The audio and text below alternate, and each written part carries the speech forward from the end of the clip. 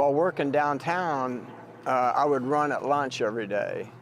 And most of my routes took me by John 3:16. So I encountered guys on the streets and so forth, and the Lord kind of working in my heart. And so it started by just saying, all right, every time I run by John 3:16, I'm gonna pray. Just pray for those men. And then just slowly I got to know a couple of them and call them out by name, and it just became personal. It became more intimate.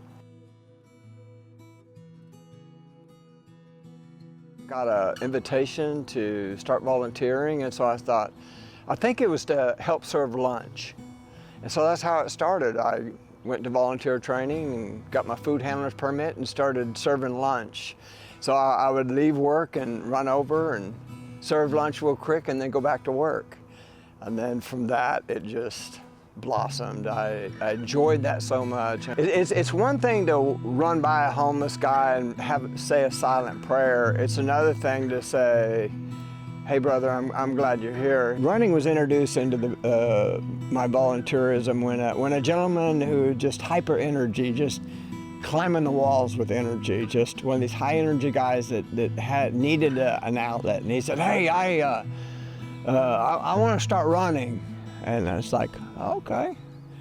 Have you ever run before? No, or whatever. And so I said, well, I'd be glad that I'm a runner, and I'd be glad to help you out and give you some advice or answer any questions you might have. And he was the type of guy that wanted to do it with people. And so, and then his energy just kind of spread through the dormitory, and there's half a dozen guys that instantly said, oh, I'll run with you. And so all of a sudden this running group formed, and then somebody got the idea of running the Route 66 marathon. And so it's like, wow. So I tried to reel him in and say, hey, most people don't go from the couch to a marathon in just a few months. We need to rein it in. But his enthusiasm was very contagious, and so they got fired up. So I said, okay.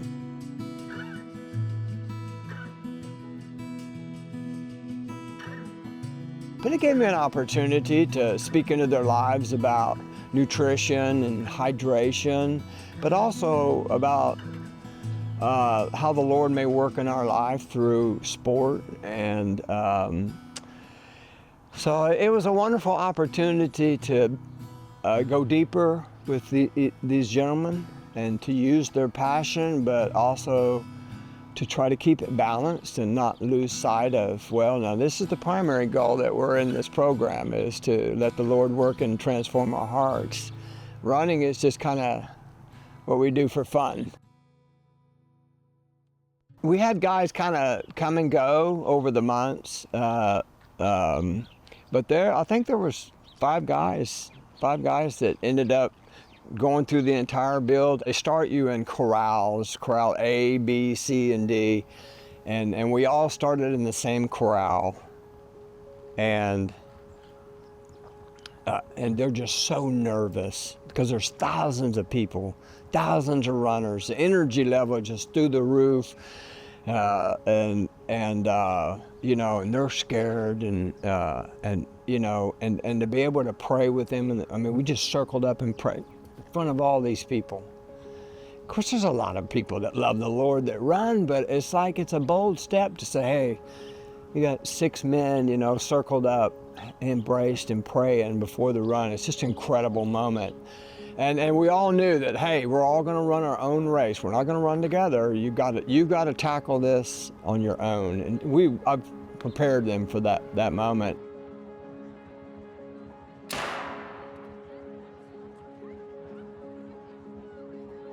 I had the opportunity to finish before the guys.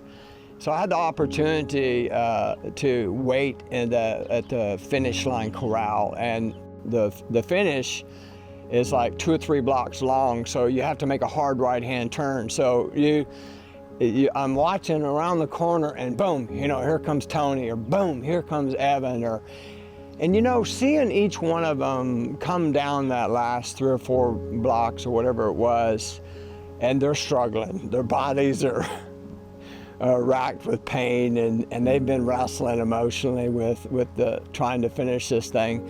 I know each one of them's story because I've walked with them while they're in the New Creation program, and I've walked with them during training runs, and we've been able to share about, you know, what their family life was like, or what they struggle with personally, or questions about God, or questions about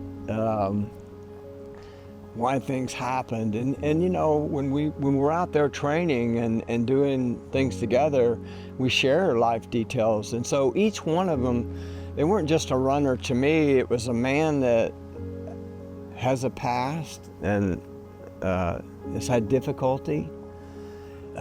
He surrendered and come into the John 3:16 program and surrendered to the process of transformation and letting the Lord come into their life, and just seeing each one of them come down that finish line, and it's like, it didn't solve everything, but on that day it was a beautiful moment. It was and a goal that was accomplished, and to see each one, man, it was to know how special that experience is of just having that finisher's medal and accomplishing such a huge goal from where they started, you know, from the couch. I mean, some of these guys were, you know, in a camp, you know, just weeks earlier before this all started, and so to be able to share that with them was incredible, and to be a part of that journey and be part of the after race, the emotions that come with, okay, having done it and all of that, and to walk with them, it was a wonderful experience. It really was. And yeah, I embraced them, every one of them, and we cried because physically you've laid it all out there. Emotionally, you've been put to the limit, put on the rivet, as they say. You've been on the rivet for the last few hours of like, I don't know if I can finish this thing. I'm at mile 18 and I'm done. And one of the things about the course is that part of it is an out and back when you get down along the river. And so, you know, I was probably 2 or 3 miles ahead of most of them. So I got to see them as they were going out to a turnaround point, and I'd already gone to turnaround come back. So I know that they were struggling early in the race. And so I know, having done those races like this before, I know what that struggle is like. And for them to overcome that, to endure, incredibly strong men. You know, and that's the thing about homelessness. Guys coming into this program, they're just carrying these enormous burdens, and to see them punch through that in a marathon is just a huge victory. It's just such a moment of pride for them, and love them, and it's one I'll always cherish. Running is not about how far or fast I go. It's what running does for me. In the beginning, everybody has a watch, and you start it and you stop it, and you have your data and your pace, and you try to improve on that, and sure, that's how you get started, I think. And those things are important, but it gives me an opportunity to quiet my mind, and it gives me a platform emotionally to say, all right, and within that platform, I believe the Lord speaks to me sometimes. And so running then becomes not about pace and distance and finishing times and how many. It becomes an opportunity for me to surrender, to be still, to be present, and to listen to Him. And then, boy, once I experience that, then I want to give that back. You're going to grow. They're going to change because you're volunteering. God is using you to love them in whatever capacity, but you're going to heal as well. We all of us carry the burden of sin, and we all make poor decisions, and we all have the things that we struggle with that pulls us into darkness.